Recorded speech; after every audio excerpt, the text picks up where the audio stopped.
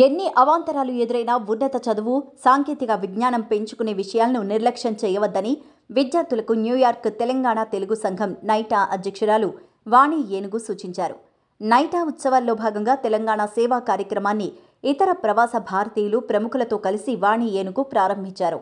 భువనగిరి ప్రభుత్వ ఉన్నత పాఠశాలతో పాటు హైదరాబాద్ అనాథ పిల్లల వసతి గృహం, ఎయిడ్స్ బాధితుల పిల్లల సంరక్షణ చేపట్టే డిజైర్ సొసైటీలను సందర్శించి నైటా తరపున సామాజిక సేవా కార్యక్రమాలు చేపట్టారు. సంకల్పం, సామాజిక స్పృహ, సముచిత సేవ పేరుతో న్యూయార్క్ తెలంగాణ తెలుగు సంఘం సామాజిక సేవా కార్యక్రమాలు చేపట్టింది.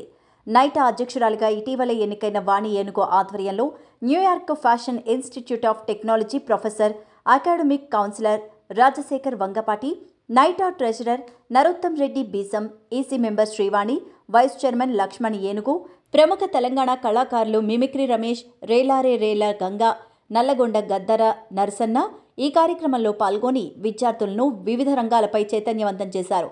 మొదటిగా భువనగిరి గంజ్ ప్రభుత్వ ఉన్నత పాఠశాలను సందర్శించిన ఈ బృందం విద్యార్థులకు ఉన్నత చదువులు, సాంకేతిక రంగంపై పట్టు అవసరాలపై అవగాహన కల్పించారు. అమెరికాలో ఉన్నత విద్య, ఉద్యోగ అవకాశాలపై విద్యార్థుల సందేహాలు నివృత్తి చేశారు. ఎన్ని అవాంతరాలు ఎదురైనా విద్యా సాంకేతిక జ్ఞానం పెంచుకునేలా మార్గాల విషయంలో వెనుకడుగు వేయొద్దని, ఉన్నత లక్ష్యాలు పెట్టుకొని పట్టు విడవకుండా కష్టపడాలని వాణి ఏనుగు సూచించారు. సోషల్ మీడియాలో సమయం వెచ్చించినా అది వ్యక్తిగత ప్రతిభకు పదును పెట్టేలా ఉండాలని చెప్పారు. ప్రస్తుతం తామంతా అమెరికాలో స్థిరపడిన చిన్నతనంలో ఇలాంటి ప్రభుత్వ స్కూల్స్లోని చదువుకున్నామని గుర్తు చేసుకున్నారు.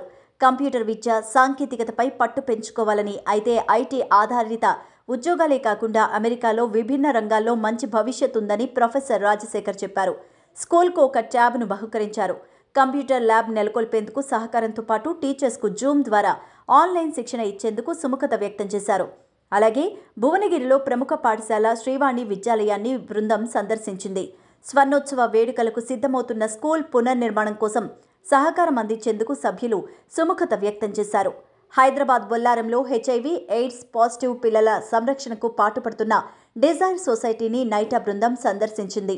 డాక్టర్ రాజ్ కుమార్, డాక్టర్ నీలిమలు ఎయిడ్స్కు చికిత్స, వైద్యం, ఎదురయ్యే సవాళ్లు, ఆహార నియమాలపై అవగాహన కల్పించారు. సొసైటీలో ఉన్న విద్యార్థులకు ఉన్నత చదువులు, నైపుణ్య శిక్షణలో సహకారం అందించేందుకు తామంతా సిద్ధంగా ఉన్నామని నైటా ప్రతినిధులు వెల్లడించారు. ఆ తర్వాత ఎల్బీ నగర్లో ఉన్న అనాథ వసతి గృహంలో ఉన్న 100కు పైగా విద్యార్థులతో నైటా ప్రతినిధులు చర్చాగోష్ఠి నిర్వహించారు. అమెరికాలో ఉన్నత విద్య, కెరియర్ గైడెన్స్, విభిన్న రకాల వీసాల సమాచారంపై విద్యార్థులను సందేహాలు నివృత్తి చేశారు. చదువుకోవడంతో పాటు ఆసక్తి ఉన్న రంగం, కళలు, క్రీడలపై పట్టు పెంచుకోవాలని, అలాంటి వారికి అంతర్జాతీయంగా అవకాశాలు ఎక్కువగా ఉంటాయన్నారు. కార్యక్రమంలో పాల్గొన్న కళాకారులు మిమిక్రీ రమేష్, నల్లగొండ గద్దర్ నరసన్న, రేలారే రేలా గంగా తమ ఆటపాటలతో విద్యార్థులను ఉత్సాహపరిచారు. చదువుతో పాటు మానసిక వికాసాన్ని పెంచుకోవాలని, తమలో ఉన్న కళాకారులు వెలికితీసి పదును పెడితేనే సమాజంలో మంచి గుర్తింపుతో పాటు విభిన్న రంగాల్లో స్థిరపడే అవకాశం దక్కుతుందని చెప్పారు.